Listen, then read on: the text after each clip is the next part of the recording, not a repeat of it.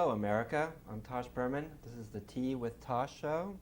Our very special, and sometimes even maybe more special guest is Carmaig de Forest. That's a lot to live up to. And would you please do a song? Sure.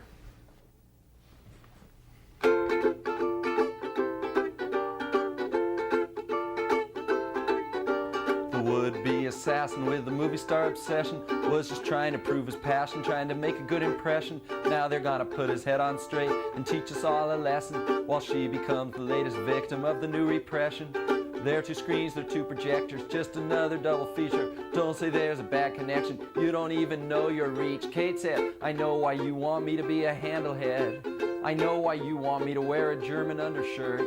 I don't know why you get drunk when you know you're gonna see me. La la la la la la la la la.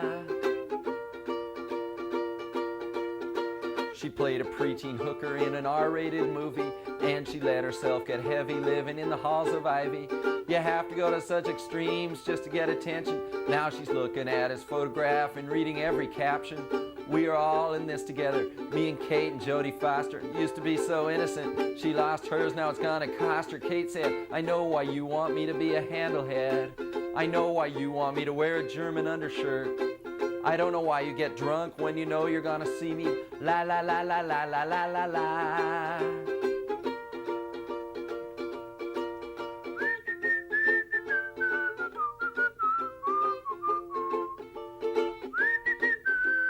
Kate said, I know why you want me to be a handlehead. I know why you want me to wear a German undershirt. I don't know why you get drunk when you know you're gonna see me. La la la la la la la la la. La la la la la la la la la.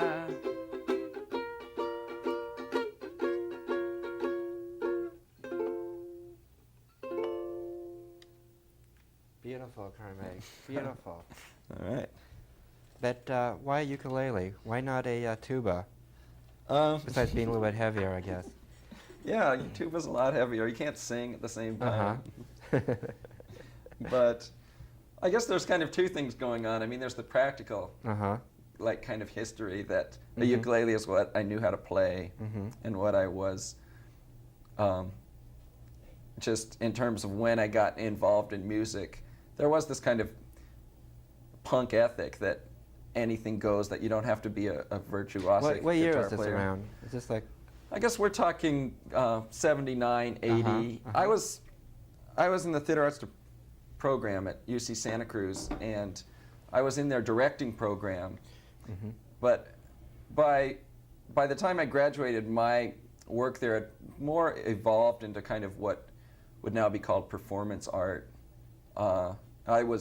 I wasn't, in other words, I wasn't taking a script that was already, I wasn't taking a Chekhov play and directing it. I was coming up with my own material. I was performing in it.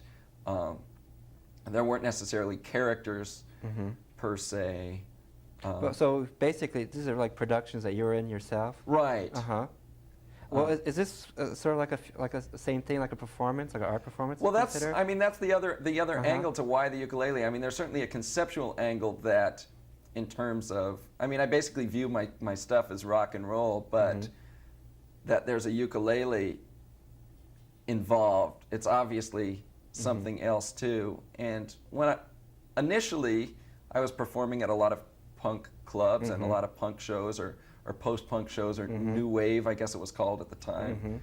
And I think it was, I mean, the disarming quality of somebody walking out with a ukulele and singing basically serious songs. And intense. Yeah, Very that intense. it was disarming. If it was a guitar, it wouldn't, I don't think, have that same impact. So when you do a performance, do you think of things ahead like that? Do you sort of picture what the audience is going to react to you? It's kind of give and take. I mean, there are, I think that just because of my theater arts background, I am more aware of my relationship to the audience than, say, a band that's starting out learning their favorite songs in the garage and then developing their own songwriting style and stuff from there. It's funny because like when I've seen you probably about 5 or 6 times, and I always felt there was like a theatrical presence there. not like overly theatrical. I'm not No. talking like, you know, Ziggy Stardust or anything. Right. Just a touch. And your songs I always felt were more theatrical than, say, rock and roll. Until, like, because you play with a rock and roll band too. You have Right. a full band. Yeah, that's how I've been doing it. That was the intent all along, to get involved in a full rock sound. It was when I first started out. I was in San Francisco at the time, and I just felt I could get a lot more momentum performing by myself, and just I had kind of committed myself to being a songwriter and a singer, and those seemed like important things to work on, was my songwriting and singing, and I thought, well, the band can wait while these things develop. And I certainly think that getting on stage alone was very helpful in terms of getting confidence and in terms of making the songs good. So do you feel like naked in front of an audience? I mean, you feel like this crowd. I mean, do you feel? I mean, it's really a scary process, isn't it? Yeah, sometimes I am nervous. Though that nervous is always a charge. Especially with the ukulele. I mean, you're just like standing there with the ukulele. You know, it's small. Yeah. You know, you have you're naked. I think that I think that I do want to project a certain vulnerability in what I do, and I think that's important. I guess that's something that I do like to get across. I'm probably more confident and aware of what I'm doing than I seem sometimes. No, you're always in control. I sense that. It's always a sense of control. Because it's just like, I know what I'm doing. I have I'm well rehearsed. I know the songs, and so there's a certain like quality, like only so much can go wrong. And especially doing it solo, there's that complete control. What's interesting because there's a total directness from you to the audience. I mean, you can't ignore. It's difficult to ignore you. Oh, good. You know, the well, words, I'm glad everything's that really comes across important for you. I mean, that's really what I'm trying for. And now, even with the full rock band, I'm working on still having that immediacy with the audience. Well, why a rock band? What's your interest? Why are you working with other musicians now? I mean, is it just for a change, or what? No, well, as I was saying before, this is really what I wanted to do from the beginning. When I was studying theater, I was very interested in Elizabethan theater and that period of time, where it seemed that theater was a very popular form, and there was this nice tension between art. I mean, someone like Shakespeare just wrote amazing stuff, but it was definitely geared towards a popular audience. There wasn't kind of More tea? Please. Yeah, there wasn't really any kind of intellectual snobism, or it wasn't written for an academic community, or what now, like, the cutting edge of theater is working towards a very limited audience. And it seemed like then that was the cutting edge, and it was similar to what a rock concert was. It was like a sports arena where they slapped a stage on one end and they performed these great plays. And I was enjoying going up to see rock concerts at that time. And I was in Santa Cruz. I'd hitchhike to San Francisco, go to Winterland, you know. And I kind of got interested in as that kind of tension of popular art, and that seemed where I wanted to orient myself, and that's. So did you, in a sense, did you want to reach a bigger crowd? I mean, this is the way to reach a larger audience? It's not only a larger audience, but a popular audience, and not an academic elite audience. I see. You know, it's because strange when you say like performance artists, people already have an image. Right. You know, you can't. It's better saying like you're a pop singer, because pop singer means many things to many people. I mean, I'd rather be a pop singer doing performance art than a performance artist doing pop singing. And I like David Byrne and Laurie Anderson. I admire them both. I think that I like David Byrne's orientation. I like the way he angled into it better than Laurie Anderson. Just that because she started off real highbrow. Yes. And then. Yes. Well, sort of like, for instance, like when the Beatles first came on the scene, you know, because they had like so many different influences. And I think when they start getting popular, it's a real 60s thing to mix music with artists, especially like sort of like the Warhol period, where artists, you know, the Velvet Underground, or, you know, fashion designers all sort of like show up in one place. And that's really interesting aspect. Exactly. Well, could you do another song? I want to hear another song. Sure. Okay, I guess I'll do Big Business here. My favorite. Yeah, you mentioned that before we started taping, so. Oh, okay. Sorry about this. I think we're all perfectly okay. all wired here. Big business, it's none of your business. They call the shots while you call the misses. So go hit your hot spots, steal a few kisses. But if you know something, you'd better pretend you're oblivious to big business. Political blackmail on corporate letterhead takes more than fan mail to get re-elected. Convince the young bucks that they all would be better dead. Men with the big bucks got interests to be protected. Big business, it's none of your business. They call the shots while you call the misses. So go hit your hot spots, steal a few kisses. But if you know something, you'd better pretend you're oblivious to big business. You think it's a jungle 'cause you kill for your wages, but it's just a zoo with elaborate cages. Some take dictation, some march in formation, some wait for their big break to take them above their station.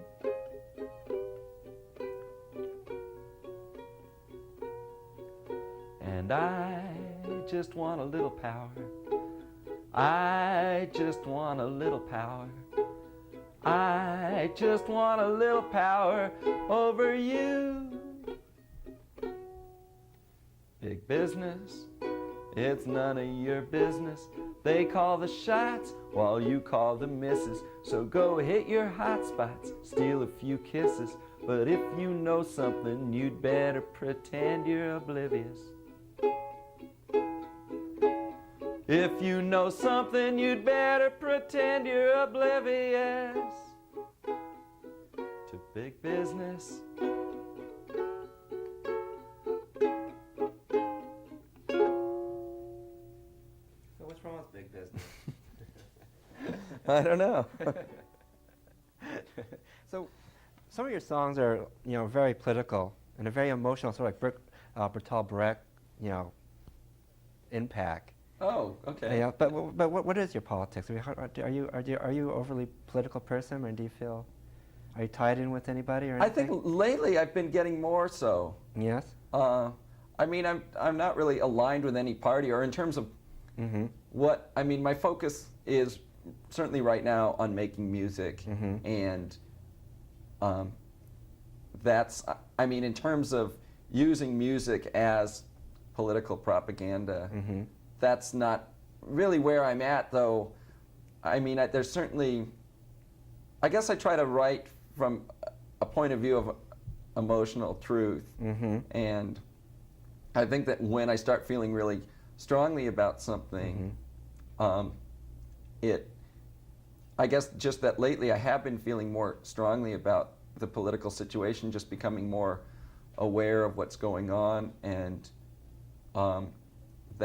that has been filtering into my songwriting. Generally, I like to have an ironic edge to it. And I think that the whole tension of rock and roll has to do with it being a collaboration between business and art, or art and commerce. And I don't think that... You don't think you can separate I don't art think from that you commerce can. I don't think that or it's... politics. Right. I think that as much as a Bruce Springsteen record is a Bruce Springsteen record, it's also a Columbia Records record.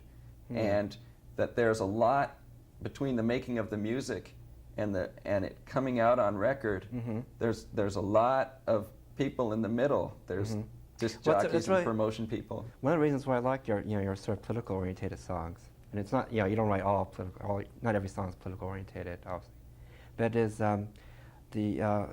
no one can, like, for instance, like Bruce Springsteen, his politics is probably liberal or sort of left-wingish, but he's not really. He does say stuff in his songs, but people can it's easy, like, be changed. For instance, like Ronald Reagan, mentioned, Bruce Springsteen in one of his speeches. Great guy from New Jersey, showing what hard work will do. They can't do that with you, Carmaig. Yeah, I guess not. I mean, you're a lot more clearer. I think that that's one thing that I mean, in terms of that, when I do sing a political song, I don't want to pussyfoot around. I mean, I think that that's a problem with a lot of political music, is that it's not.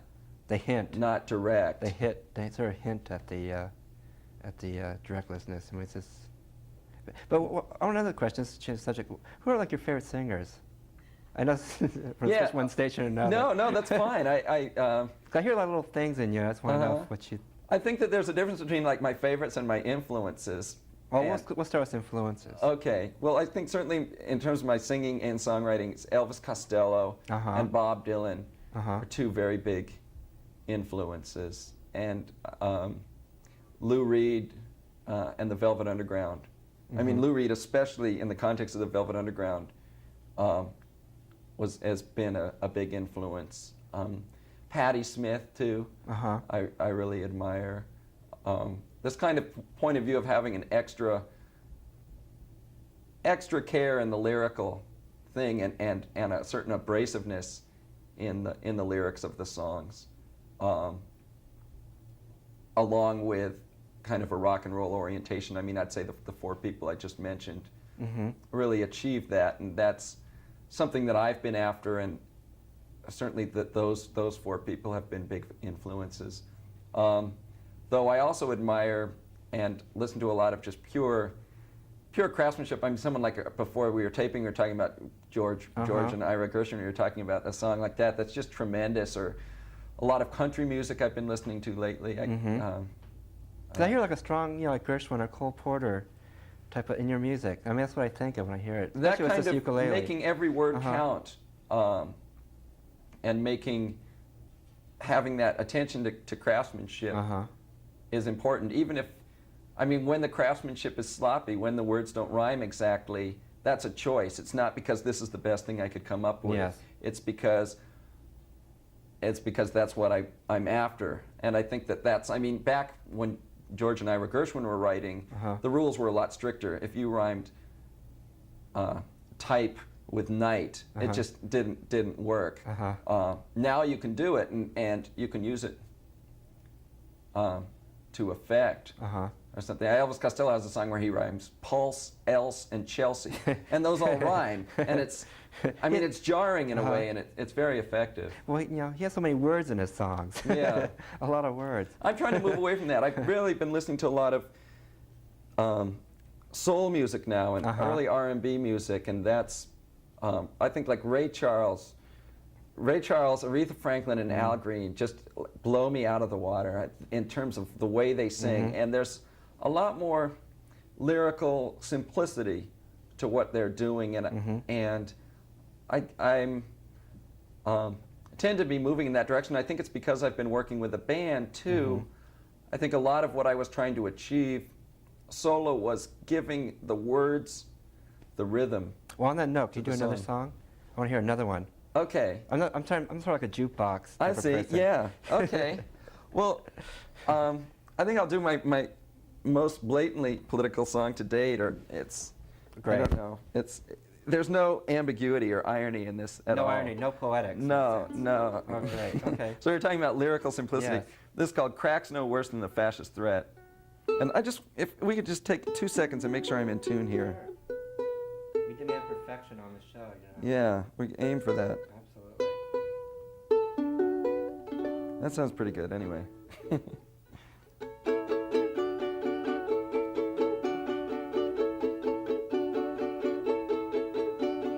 Cracks no worse than the fascist threat. Cracks no worse than the fascist threat. Cracks no worse than the fascist threat. Cracks no worse than the fascist threat. They say we gotta turn our backs on the 4th Amendment. They say we gotta turn our backs on the 5th Amendment. They say we gotta turn our backs on the 6th Amendment. But I say cracks no worse than the fascist threat. Cracks no worse than the fascist threat. Cracks no worse than the fascist threat. Cracks no worse than the fascist threat. It's so hard to keep things in perspective. And I don't have any doubt crack is destructive. But I also know fascism is seductive, and they're not beyond exploiting crack to get a nation to turn its back. Just say no, just say no, just say no, just say no.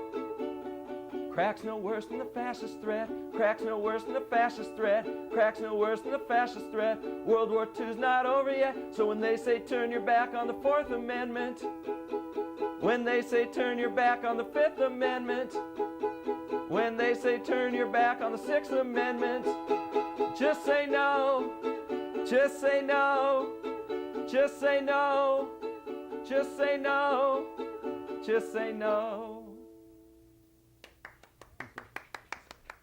All right, thanks. Very good, very good.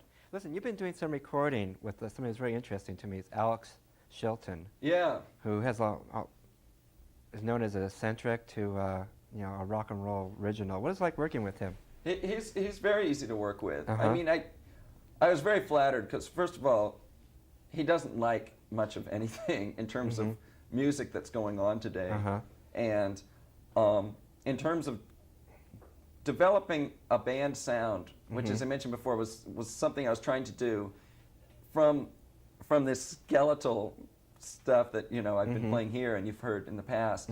That was very, very hard for me. And I heard him in concert, and I knew that in terms of what he was doing, he was going for a very sparse kind of soul-oriented sound, just with a three-piece band. And I knew. I didn't know exactly what to do, what to tell a bass player to do or what to tell a guitarist to do, but I knew that he, if he liked my music, he would be like the ideal person to work with.